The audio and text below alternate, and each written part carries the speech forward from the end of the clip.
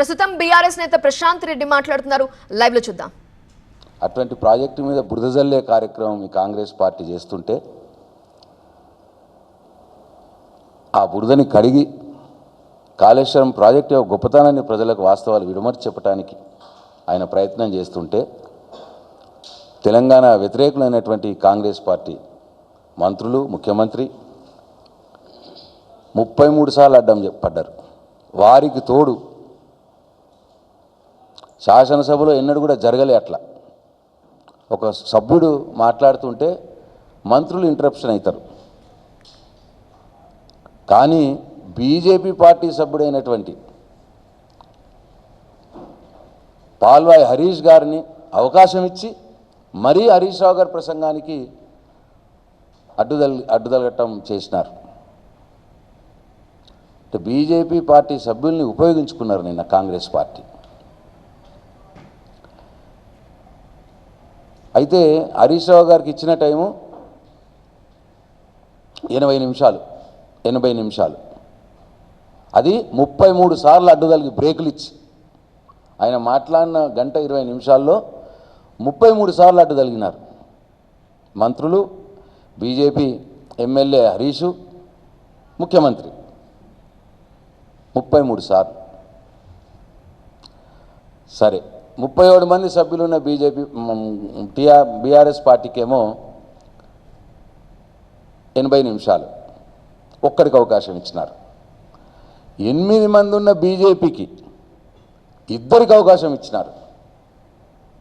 అది 90 నిమిషాలు ఇద్దరికి కలిపి వారికి మాట్లాడే సమయం. ఎంత అన్యాయమో ప్రజలు గమనించాలి. ఎట్లా వాళ్ళు మ్యాక్స్ ఫిక్స్ అయినరో గమనించాలి ప్రజలు. 37 సభ్యులున్న బీఆర్ఎస్ పార్టీకి ఒక్క సభ్యుడికి అవకాశం ఇచ్చి 80 నిమిషాలు మాట్లాడనిచ్చి ఆ 80 నిమిషాలు మాట్లాడడంలో 33 సార్లు అడ్డం తగిలి, అదే 8 మంది సభ్యులున్న బీజేపీ పార్టీకి ఇద్దరికి అవకాశం ఇచ్చి 90 నిమిషాలు మాట్లాడింపజేసినారు. దీంతో ఈ బీజేపీ పార్టీ మొత్తం టీఆర్ఎస్ మీదనే దాడి, బీఆర్ఎస్ మీదనే దాడి. వాస్తవాలు లేదు. ఇక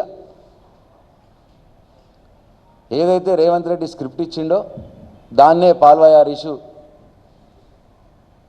మొత్తం డిట్టో అచ్చుకుదినట్టే ఆయన 30 నిమిషాల ప్రసంగంలో. వాళ్ళ బీఎల్పీ నేత కూడా మహేష్ రెడ్డి గారు కూడా అదే కోవా, మమ్మల్నే ఎక్కువ టార్గెట్. అంటే బీజేపీ రేవంత్ రెడ్డి లా మైత్రి నిన్న అసెంబ్లీ సమావేశాల్లో నగ్నంగా బయటపడ్డది. అసలు నిన్న అసెంబ్లీ సమావేశాలు పెట్టింది ఒకటే రోజు, అది సండే. ఆదివారం అసెంబ్లీ సమావేశం పెట్టి కేవలం కాళేశ్వరాన్ని బదనాం చేయాలి, కేసీఆర్ని బదనాం చేయాలి,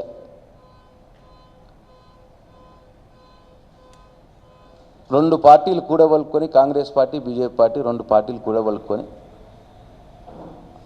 నిన్న వారు వ్యవహరించిన తీరు తెలంగాణ సమాజం గమనించిందనే మేము భావిస్తూ ఉన్నాం. ఇక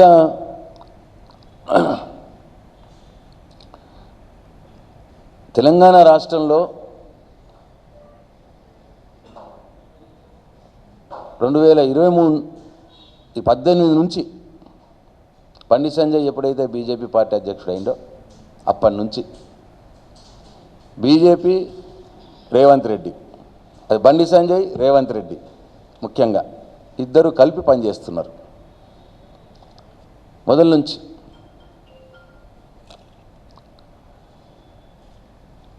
కాళేశ్వరంలో అసలు జరిగింది ఏందండి? కాళేశ్వరము అనేక కాంపోనెంట్లతో కూడినటువంటి ఒక ప్రాజెక్ట్. దాంట్లో రిజర్వాయర్లు ఉన్నాయి, పంప్ హౌజులు ఉన్నాయి, సబ్స్టేషన్లు ఉన్నాయి, సొరంగ మార్గాలు ఉన్నాయి, గ్రావిటీ కెనాల్లు ఉన్నాయి, 3 బ్యారేజీలు ఉన్నాయి. మొత్తం 94,000 కోట్ల విలువ గల ప్రాజెక్టు ఖర్చు పెట్టింది. ఇన్ని కాంపోనెంట్లు ఉన్న కాళేశ్వరం ప్రాజెక్టులో ఒక 4,000 కోట్ల విలువ గల అది మేడిగడ్డ బ్యారేజ్. 94,000 కోట్ల విలువ గల కాళేశ్వరం ప్రాజెక్టులో 4,000 కోట్లది మేడిగడ్డ బ్యారేజ్. ఆ మేడిగడ్డ బ్యారేజ్ 4,000 కోట్ల మేడిగడ్డ బ్యారేజ్లో 7 బ్లాకులు. 7 బ్లాకులో ఒక్క బ్లాక్లో 3 పిల్లర్లకు ఇబ్బంది జరిగింది దురదృష్టవశాత్తు.